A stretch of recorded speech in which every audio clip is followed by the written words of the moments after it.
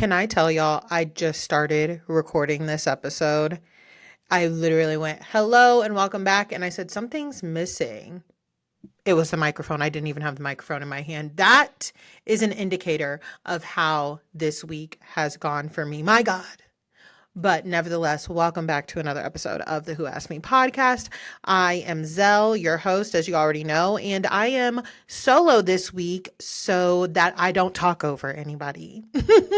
Yeah, we're going to get right into it. Okay, so if you are listening on any platform and not watching on YouTube, then you're going to be like, girl, you already gave an intro to why the audio sounded like that this or last week. However, on YouTube, that intro did not exist. So I am solo this week because I'm going to address the sound on my last two podcast episodes. And then there was one with Oliver, like maybe a month or so ago, that the sound was off as well. So there was a delay, and then sometimes it blended together. I do not know why this is happening. I really don't. When I tell y'all, Raven typed me an entire go-to fixes to try and help me fix this issue because she's run into it before. She included screenshots, attachments, everything. Bless her heart. Love her. Y'all know that's my girl. I emailed the hosting the podcast site on which I recorded it on to try and get their help. I tried to fix it. And to be honest, to the point where last week I almost did not upload that episode with Taria because I was so beyond frustrated and done. I cried. I am not a crier. I cried at the fact that I could not get that episode, the sound to be accurate, right? And there are some parts where it sounds like Taria starts talking before I'm done, et cetera, et cetera. I'm sorry to those of you who are like, we've been over this, we understand, we don't want to hear you continuing to talk about it, but I just need to make something clear. Like, as somebody who runs their own podcast, who has been doing this by myself for, 3 or 4 years now, I do take this seriously. It really upsets me when I cannot deliver a quality episode, but when I get the comment of I don't know if you're aware, but you are speaking over people, and why even have them on or anything like that. First and foremost, I'm not saying that I've never spoken over somebody before in real life or on a podcast. It has happened, especially when you get wrapped up in a conversation a lot of times. But I cannot stress enough that it's almost like an embarrassment thing also that I that it's happening. And again, I want to deliver quality content, but sometimes things fuck up, and I am one person. I don't have a producer. I don't have a company behind me. I am not signed. I am solo dolo here. And that is why it is so frustrating to me. And also, you know what? People in the comments are never kind. You know what I mean? It's always coming from a place of I'm going to let that person know something, and I'm going to let them know how much I don't like their content. And this is my thing. I've had this conversation before.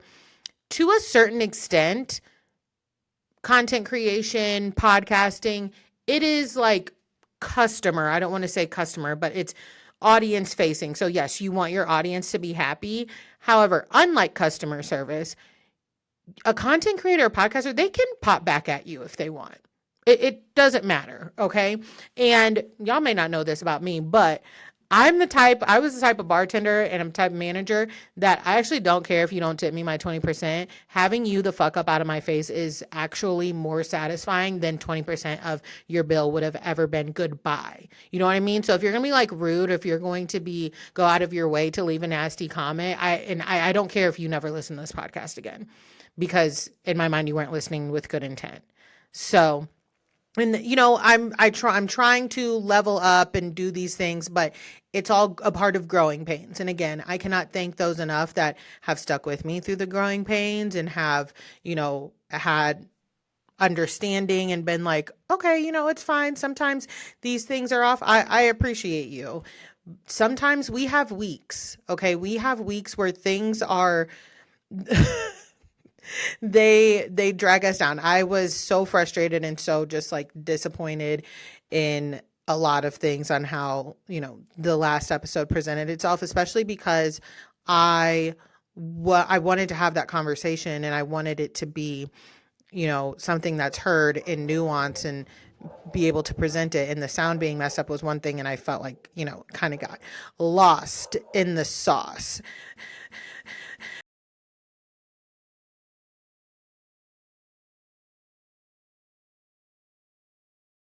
Week was going to be a mess when I broke my nail. I know it sounds silly, but it's the way in which I broke my nail. It was very odd. It was like, why would that happen like that? It should have been an indicator. Just constantly trying not to crash out. And again, I'm sorry if you can hear my dogs upstairs. They are going nuts because I locked them out. But let's get into some of the mess. First and foremost, unless you've been living under a rock, you heard about Shannon Sharp. Yeah.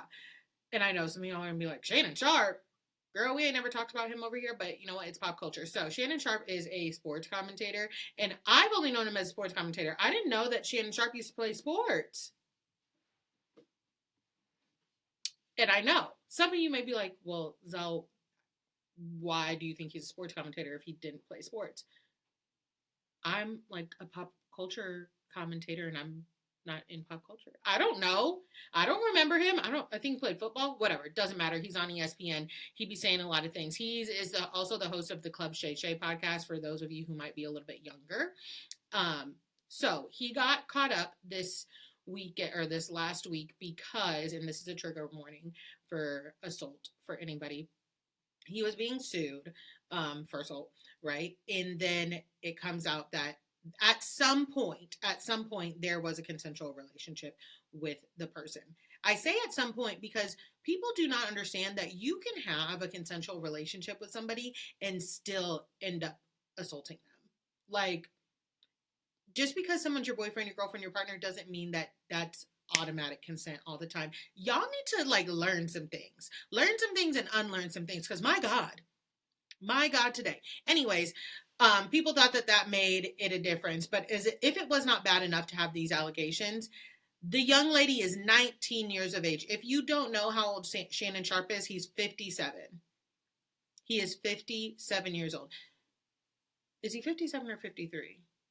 He's in his 50s, okay? Old enough to be her father, maybe even grandfather, okay? So a lot of people, again, unfortunately, are like, she's 19, what's the problem?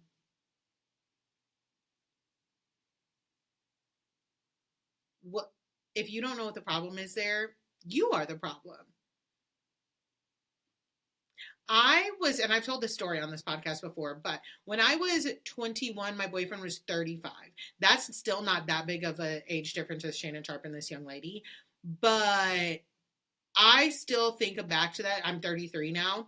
I am almost the age of my boyfriend back then when I was 21. And I'm like, there is nothing a 21-year-old could do for me. I don't even know a 21-year-old. No, my youngest cousin. Oh, well, no, my youngest cousin is still a teenager. But still, y'all get what I'm trying to say.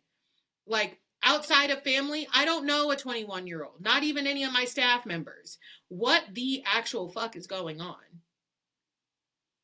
It's just, again, sparked a conversation online within the community on, like, whether or not the relationship is okay or not. In the eyes of the law, I guess it is.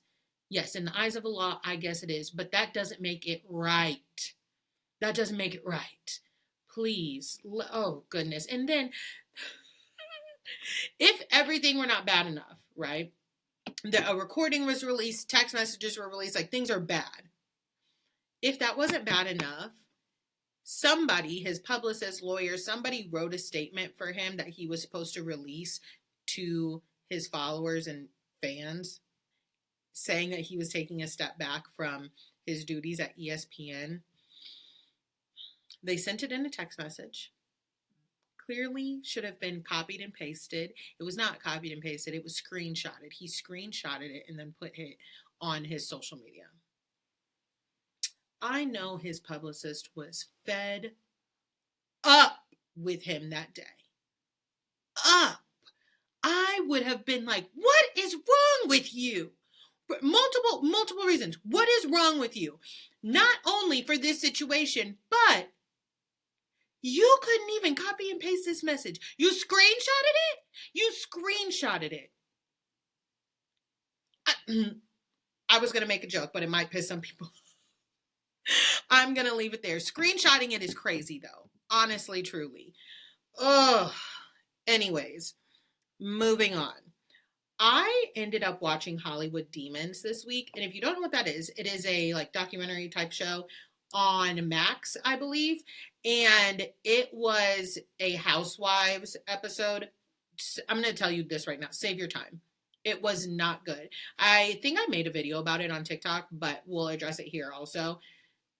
It was very bizarre the way they put it together, because I got the point in which they were trying to say like, oh, is Bravo just like looking for people who particularly might have legal trouble because quote unquote normal people, boring people are boring. They don't want to see everyday people. They compare it to how like the first episode of Real Housewives of Orange County, which is the first Real Housewives franchise episode ever, was extremely boring because the women were not doing much and how they need to manufacture drama. So are they rewarding bad behavior? Conversations that we've all had forever.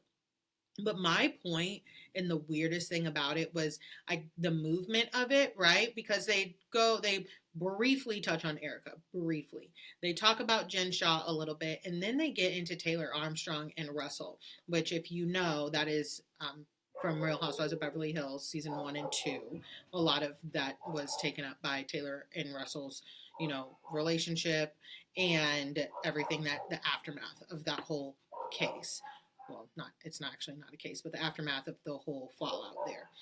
They spent majority of the time talking about them. So if you wanted to do an episode on Taylor Armstrong and Russell, that's totally fine. Why did we include all those other bits in it? It was very bizarre, not really well put together. But my biggest gripe about it, honestly, truly, was the men. Because Dr. Drew is in this series, not just the Hollywood, or not just the Housewives episode, but he's in all of them, right? The men, first of all, Dr. Drew called, well, after watching a scene of the Real Housewives, I think it was a Jersey episode, it was a fight, Lord knows that's what they do in Jersey. They said, how do you feel after watching that? And he said, dirty. You host teen mom reunions. Are you serious? I just saw what Leah said in her book about the breakdown of her and Corey's relationship. I didn't know Corey had been cheating on her too, and that he told her that he would admit it on camera if she had the conversation on camera admitting that she had cheated, but then that never happened.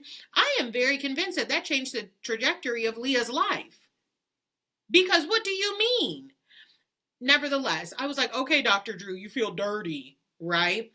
So then they interview somebody who was involved in Russell's business dealings, or maybe the legal side of Russell's business dealings, and then Russell's high school, college friend.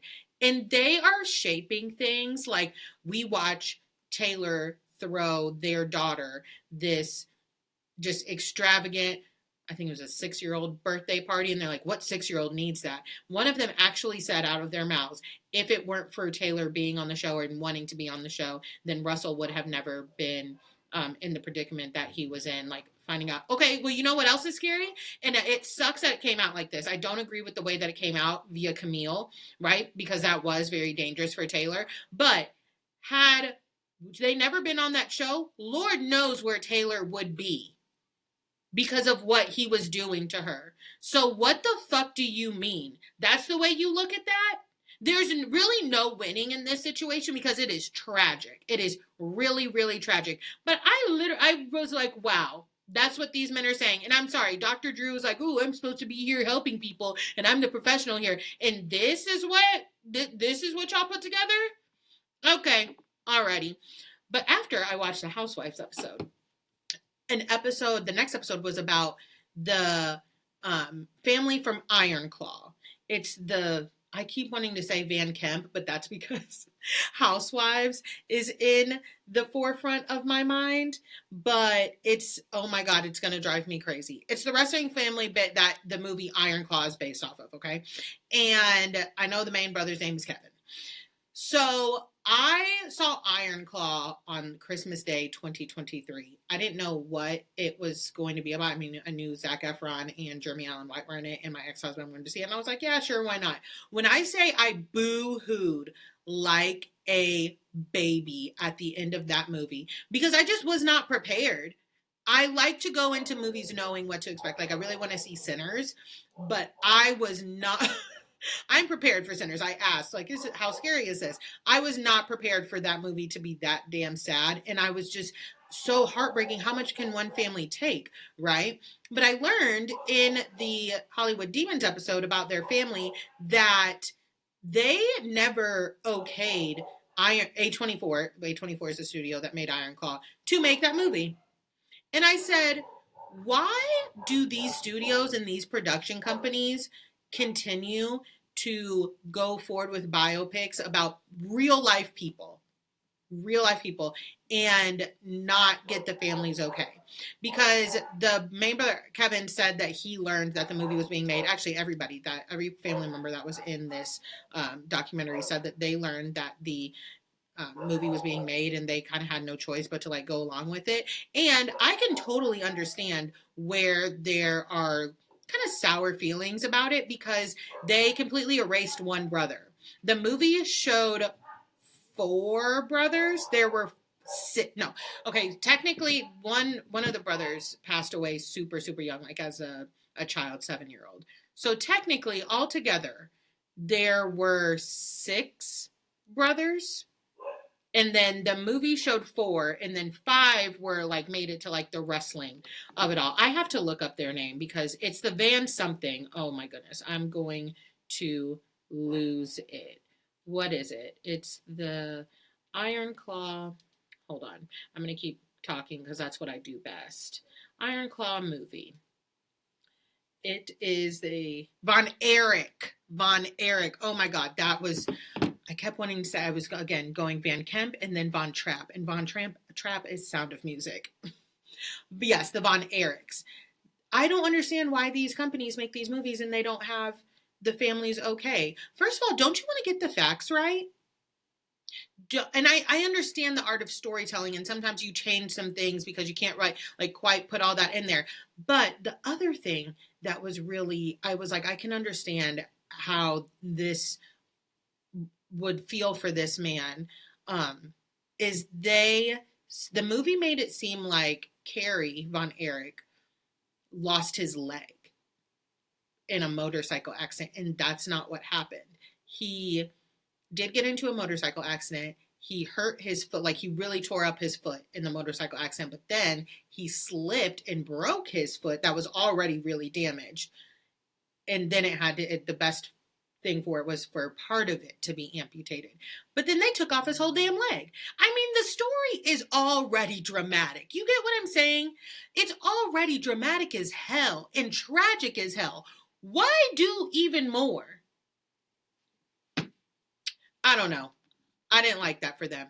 I know some of y'all are like, girl, why are we talking about a wrestling family, like sports commentators? Get to the Bravo, get to the pop culture. And that's fine. I will. Let's get into Summer House. So Summer House filmed their reunion this past week, and I cannot wait to see what everybody has on. Summer camp. Really, Zell? Summer House is one of those shows that I never know what anybody's going to have on. I don't know what to expect. Last year, they kind of had a theme, but usually they don't. So...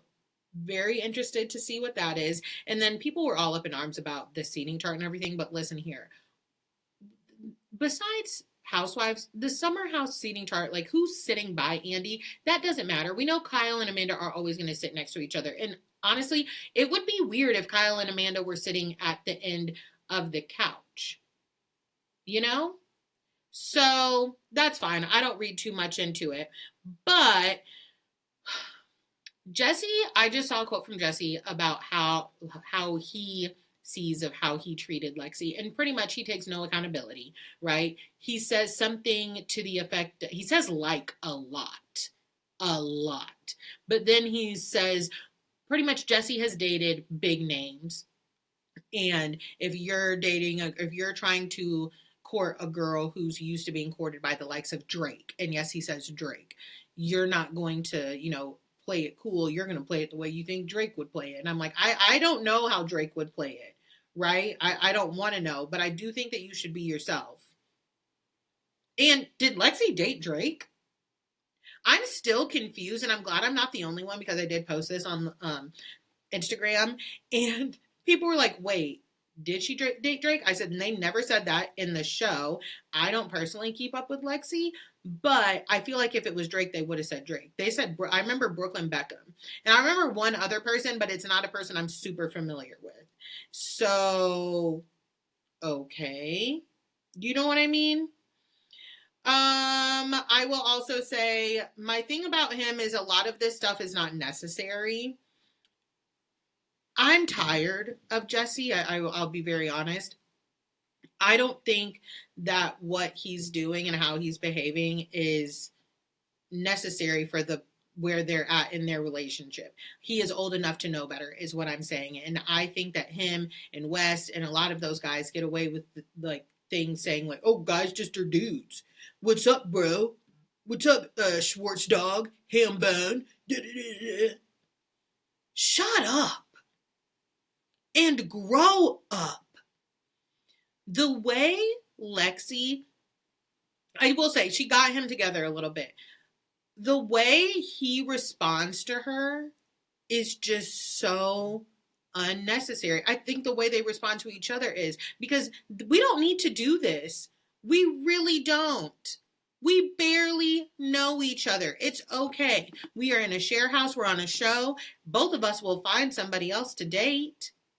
What do we keep doing this for? And I hate to hear a man's talking shit. Even when I was single, like back in my younger days before I ever got married, if I heard that a dude was talking shit about me when we were like kind of talking or dating, no, you're done. You're done. What are you talking shit for? Speak up. What do you have to say? You want to argue? Because we can.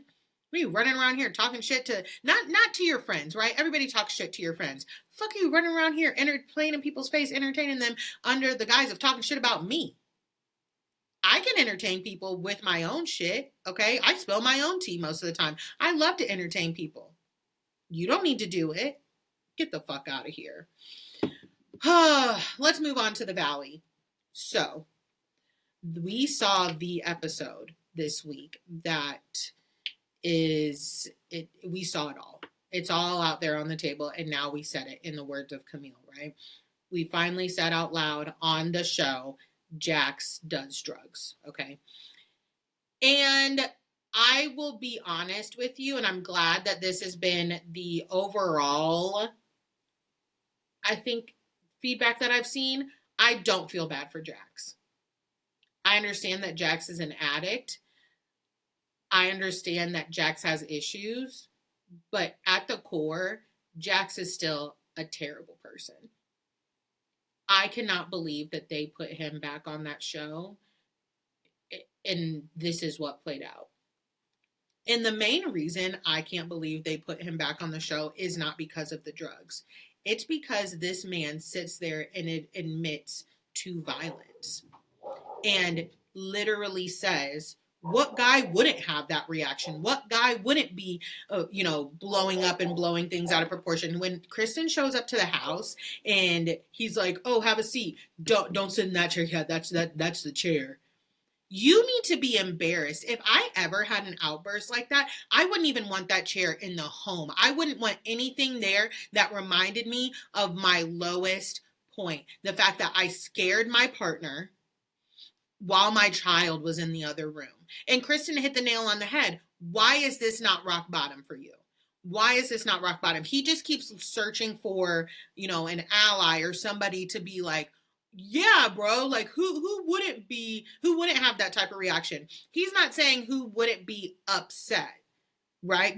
But what he displayed is not just being upset. It's not just, oh my gosh, I can't believe you did this because we agreed to not hook up with friends. It's not even saying, how could you do this or anything like that. It is getting physical. He threw a coffee table. He hit Brittany's knee. He punched holes in the wall. And he keeps trying to make excuses for it. That is ultimately my thing. That is why I think he should be off the show. And don't get me wrong, my jaw stayed in place when I heard everything Jax did. I was not shocked whatsoever. I completely believe that he is capable of this type of behavior. I believed that before I heard this, right? But this whole like intervention thing, it didn't read right. Jesse and Jason, or no, it was Jason and what is Nia's husband's name? I always forget his name, Mr. Santa Clarita. Jason and Mr. Santa Clarita were over there trying to talk to him, and then he gets that fake call from the rehab facility that's like, just come and do it for 30 days. And I think they said it's somewhere around, I can't remember how much they said it is, but it's a lot of money. And he clearly needs it. And he's sitting here thinking, oh, how am I going to do this? How am I going to do this? The same way you got your ass in front of this TV and acted a fool and tried to find people to be on your side. And you know what kills me about Jax also? I mean, this is just another thing to add to the list. I said about Ralph last week on Real Housewives of Atlanta, on my Real Housewives of Atlanta review, is the reason I believe Ralph wants the divorce records unsealed and being made like able for the public to see them is because he knows that there are incels on the internet. There are people on the internet that will be on his side. It will not be an overwhelming amount, but he knows that there are people that dislike women, who maybe dislike Drew, who are chauvinist, misogynistic, and are like, why does he have to get out of his house? Y'all think the man is always wrong, blah, blah, blah. He knows that those people will stand beside him and behind him no matter what those divorce records say. That is the same thing about Jax. Why he has no problem getting on this show and screaming at Brittany saying,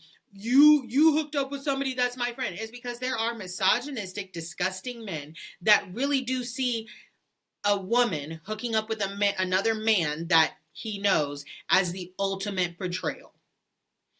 He keeps telling Brittany, you need to check on me. You need to check on me. You check on you, motherfucker. Sorry, I just screamed in the microphone. I know y'all hate when I do that too. But you check on you. You need to do the one thing right now that's going to help yourself. You need to do that. I understand, yes, everybody wants their partner, their wife, their husband to check on them, but y'all are in a moment of estrangement, first and foremost. And secondly, if no one is going to check on you, you need to check on you.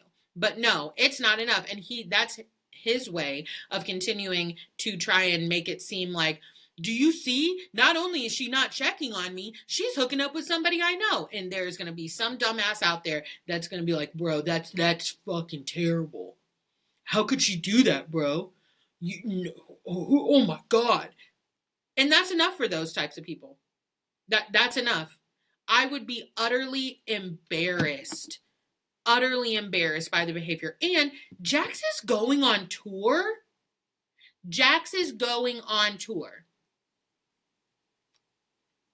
Why? Why is Jax going on tour? I'm so confused by this. Who's paying for tickets? I'm scared to know the answer. I'm truly scared to know the answer. I'm really scared to know what women are paying money to see Jax after knowing everything that we know now. Because you know what? I'm going to be honest. I've always struggled with Kentucky Muffin. I have. Before, like, I'm like, girl, I don't get it. Like, please. And I did understand that she enabled him a little bit. But after this episode, when she said, Jax, you scared me. I didn't need her to say that he scared her, right? I understood that. But the way it came out of her mouth, I think is more so what I'm trying to say. The way she was like, Jax, you scared me. And he still wasn't getting it. He still was not getting it. If somebody that I love and care about looked at me and said, Giselle, you scared me. Like, you terrified me for my safety, I would feel so absolutely terrible. I don't know if I could ever forgive myself. I pride myself on always trying to be a safe space for those that I love, right? And me and Jax have nothing in common.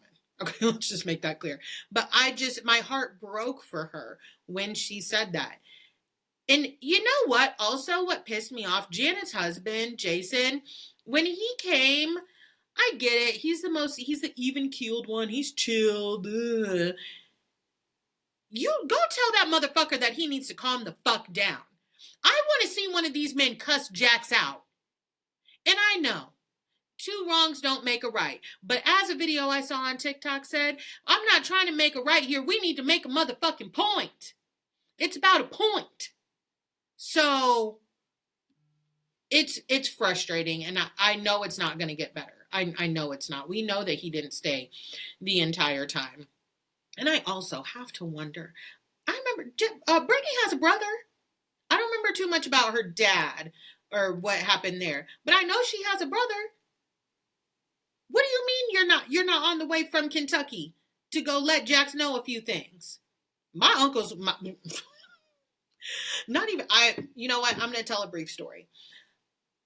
I had a boyfriend one time that showed up at my apartment. Well, he was my ex-boyfriend. He showed up at my apartment after I broke up with him, and he was not like understanding. He was not taking no for an answer. And I was scared because he showed up unannounced, and I, had worked the night before, and I woke up to him banging on the door. I called my mom.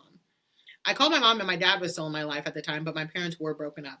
And I think my mom called my dad, and they came over to my apartment, and he was still there. Like, he was still outside. I remember watching this with people, watching my mom. My dad didn't say a fucking word. Of course he didn't. My mom told this man some things I cannot repeat on this here podcast. But when I tell you he was off of my porch within 2 minutes, and my mom is a woman that is 5'3". Not a big lady, but she meant business. She meant business. Where is Brittany's family members? We need just one of them. I know I've met a few people from Louisville, Kentucky. I know y'all can get down. Get that one.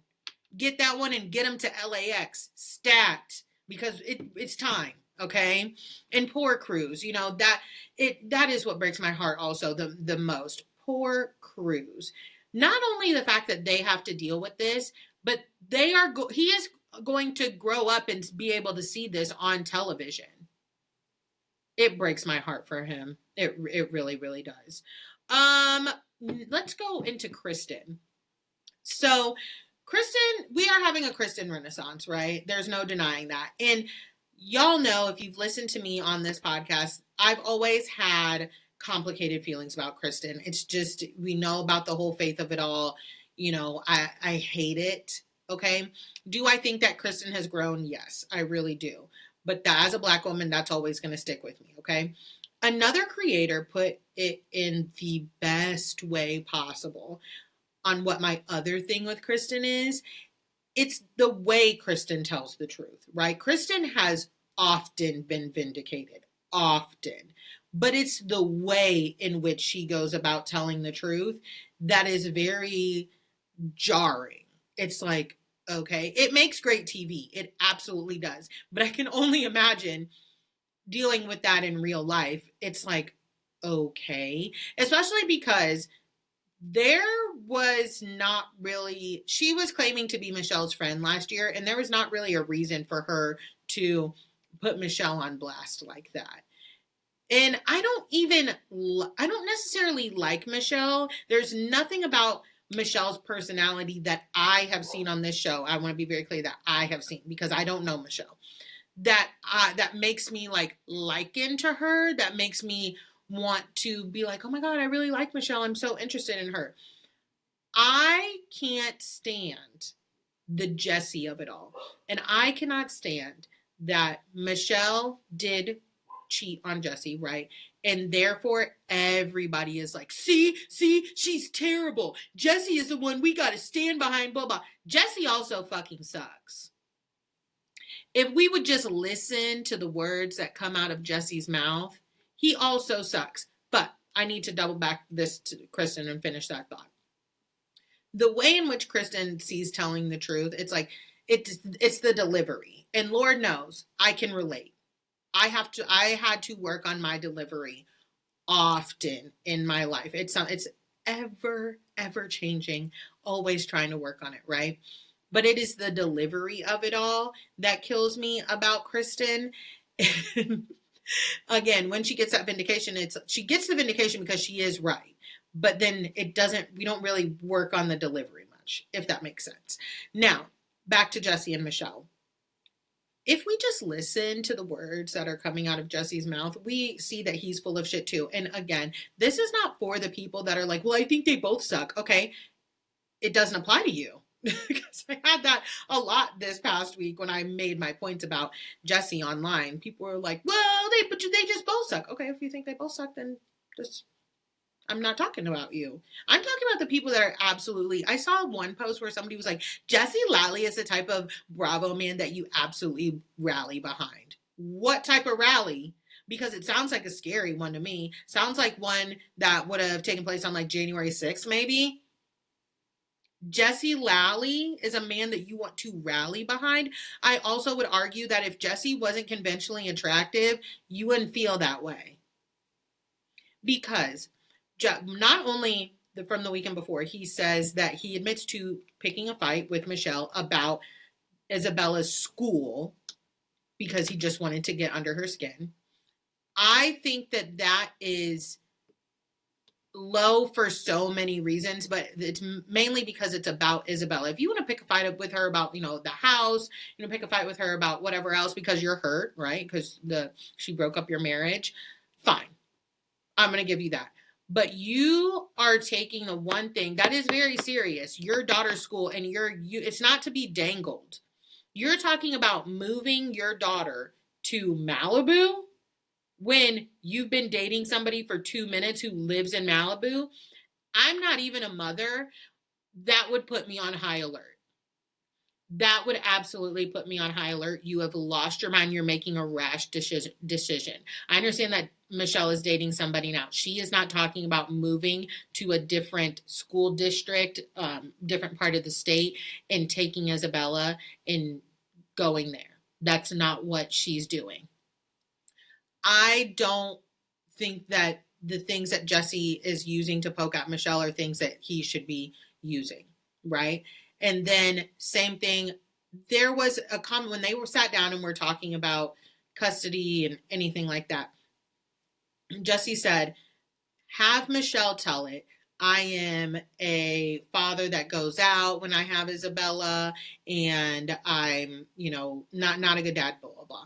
And he says, and the reality is I am a single dad who's trying to balance out my social life and dating life. Well, here's my issue with that. Being a dad should come before your dating life and your social life. Okay? What are we doing here? From what they tell us, Michelle and Jesse, they have, I think it's 2 days on, 2 days off.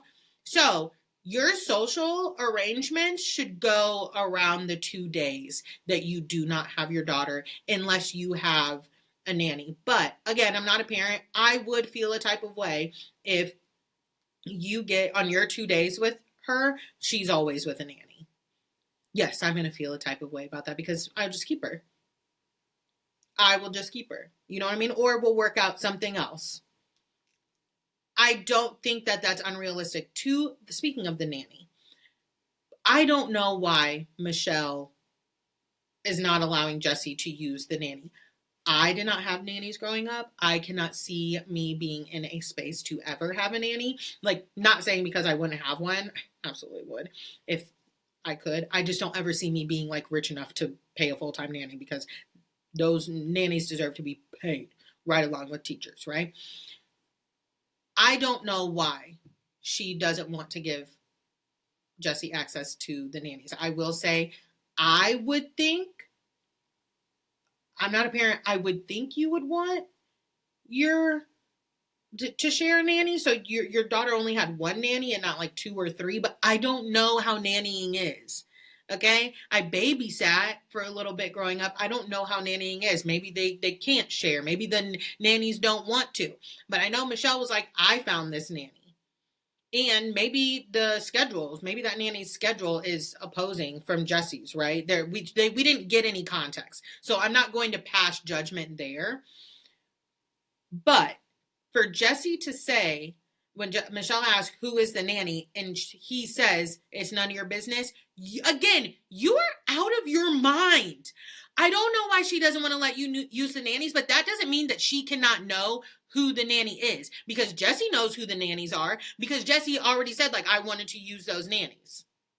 So you know who they are. Can you even imagine if Michelle wanted to take Isabella and have somebody who Jesse didn't know watch Isabella? That sounds insane. That sounds mad. That's her mother. That is her mother. And I am a person that believes, I was just having this talk with my mom earlier, somebody can be a shitty partner, can be a shitty husband or shitty wife, and that does not make them a shitty parent.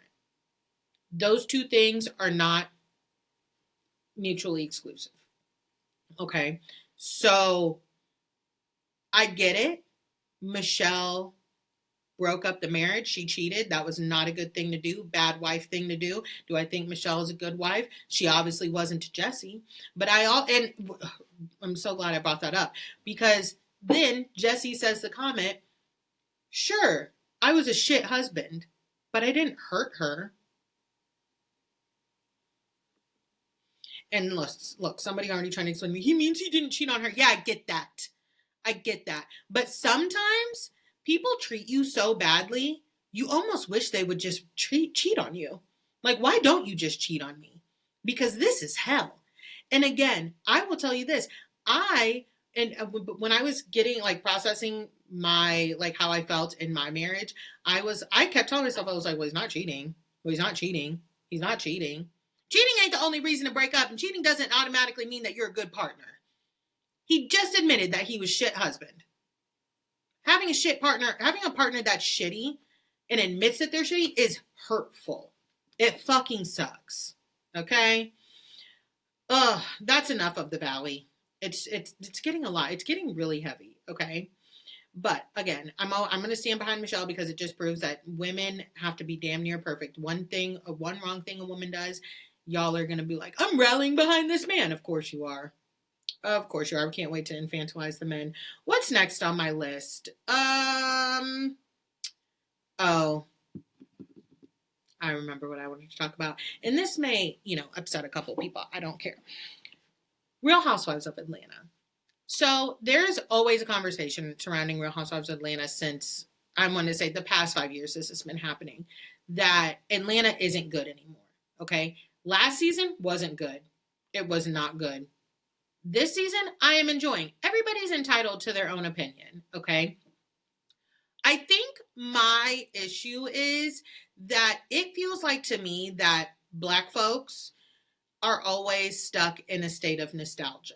Now, before you get to typing to me, calling me all types of names and saying, how dare I say that? I'm Black, so I always say, like, I'm Black, so that is my lens on things. That is my community. That's what pops up a lot of the time. Those are the conversations that I am in.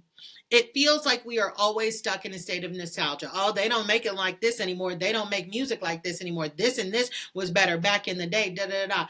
To the point where we are not enjoying things that are happening. And it's fine to not like the show anymore, but I asked the question, if something is bad and you no longer like it, why do you keep talking about it? I used to really like Love and Hip Hop Atlanta. I couldn't tell you what's going on. over there anymore, or if it even comes on. I know one of the Love and Hip Hop still comes on. I'm not sure which one. I really liked the show. I stopped liking the show for a little bit, so I stopped watching it. I'm not going to say it's bad because I don't know. I'm also not going to keep talking about back in the day when it was good and all of those things. I may quote it. I may be like, oh, yeah, remember when, Shawnee, XYZ, ABC, da-da, that was Basketball Wives LA. What did I say? Love and Hip Hop Atlanta. Y'all, but Basketball Wives is a good example. Basketball Wives LA is a good example too. But y'all get what I'm saying. I don't know what's going on over there anymore. If I don't watch the show, if I don't know what's going on, and I think I have in my mind that the show fell off, I'm not going to talk about it anymore. I think my issue with Atlanta is the people that continue to just want to beat it down and say like how bad it is. Okay, you think it's bad? Stop watching it. It's clearly a hate watch for you, which I can't relate. Okay, I couldn't do Jersey anymore. I had to bow out of that one. Had to bow all the way out. Anyways, I'm having a good time watching Atlanta. Now, Portia. Atlanta is actually on right now as I'm recording this, so I don't know what she's doing, but I did see a clip because they keep releasing bits and pieces, I think, to try and entice people. But I don't like the way Portia is acting towards Drew. I really don't. If you say you're over, I don't like the situation of housewives not inviting another housewife on a group trip, right? And somebody came into my DMs. I don't know if they had worked in production or anything before, but they made a good point also. When not inviting a housewife on a trip is more than them not getting camera time. It is affecting production because then a cameraman has to stay in Atlanta in this situation with the cast member that gets left behind. And it's just a whole splitting of the time and it's unnecessary. I said, oh, that is such a good point. I never thought of it like that. I just knew that if you don't, go on those, or if you're not in an episode or anything like that, then you don't get paid.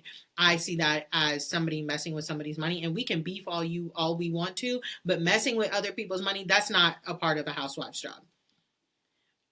You don't have to get along with your coworkers whatsoever, but messing with their money, no ma'am. I don't like that part. Okay. And I don't think Drew is right either, right? Like why you need to hang out with Dennis? Now y'all are saying that the album is good. You're saying the album is good. I've been listening to Coco Jones's album that came out on Friday, and I do like it. I'm gonna listen to Drew's right after that. But maybe Dennis has some beats. Went to a studio and found some beats for us to but yeah. And I'm also enjoying Angela. I'm enjoying Kelly. I think that we have good bones now. Kenya dropped her confessionals on YouTube. Did I watch them? No. I did not. I'm not going to do that.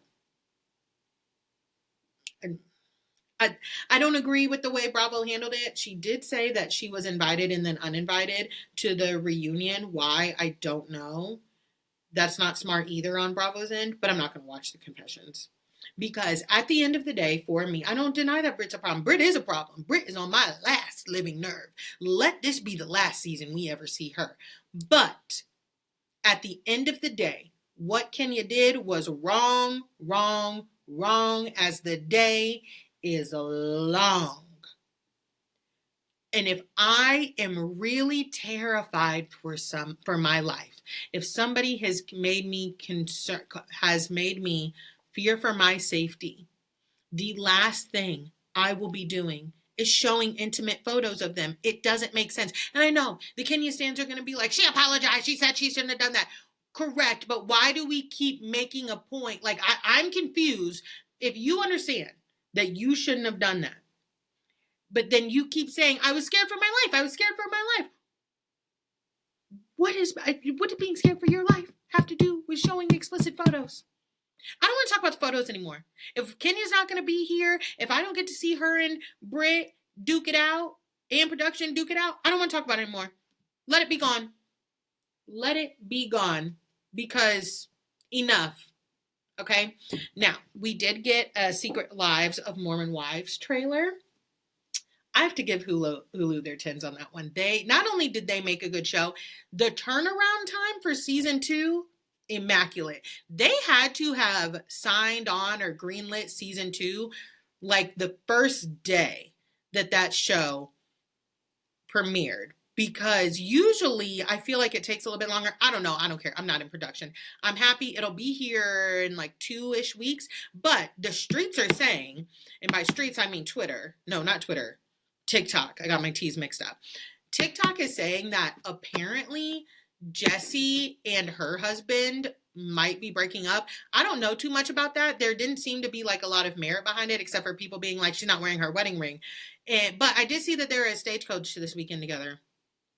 And you know what? If their marriage is breaking up or having problems, that's really sad. That is really sad. I know people were hoping that it was Jen Affleck. Me too. Me too. But I like Jessie. I really do. Now, Demi, so the Secret Lives of Mormon Wives girls are on Vanderpump Villa this season, and I guess that came out on Thursday. I'm not watching it, never watched it before. And there were rumblings, again, streets were saying, that one of them had a situation, was flirting with one of the guys on Vanderpump Villa. Turns out the guy is a complete sleaze. He's disgusting, and he was trying to say that Demi was interested in him, from what I've gathered from the TikTok streets. And Demi is saying like it was not a good situation. She was completely uncomfortable. My heart really goes out to her because of what she described that she experienced, and everybody seems to say that this dude on Vanderpump Villa is a problem. And you know what? I believe it, because one thing Lisa Vanderpump loves is a problematic ass man. It is baffling to me, that woman. Speaking of Vanderpump Villa, though, again, I'm not watching. However, Stassi is on this season, and I have been seeing clips.